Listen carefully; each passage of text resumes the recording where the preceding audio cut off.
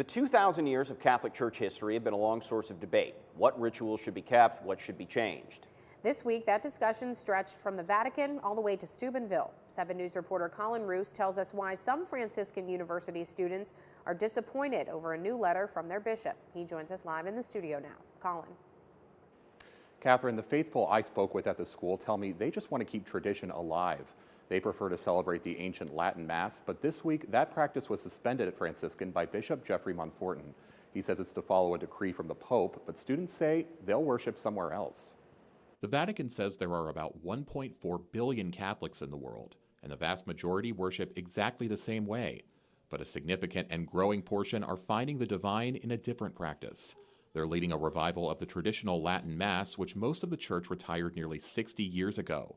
Their ranks include the Juventutem Franciscan, the university's Latin Mass society, who find that a common purpose unites those who look to the church's past for its future. These communities surrounding the Latin Mass are very focused on family and growing deeper in the faith. They had promoted that way of worship every month at the campus parish until they received a message from the bishop.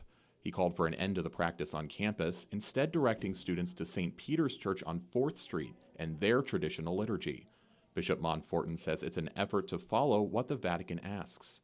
Now, the diocese does not just extend to the city of Steubenville. It covers 13 counties in eastern and southeastern Ohio.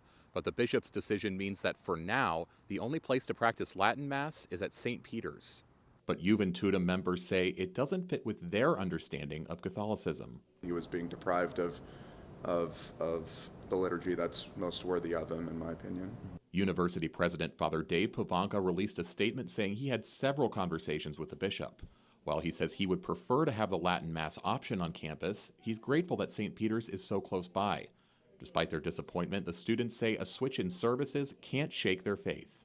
They have a concrete spiritual life that they focus on every day, and that's regardless of which Mass they attend. In the meantime, Juventutem members say they're petitioning to restore the Latin Mass on campus and keep attending what they call a chance to experience the transcendent.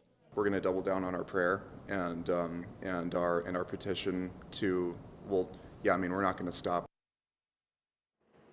Now, the bishop has requested an exception from the Vatican for the St. Peter's Latin Mass to continue. However, the Pope specifically excluded parish churches from celebrating it in a letter he wrote in 2021. Live in the 7 News studio, I'm Colin Roos, working for you.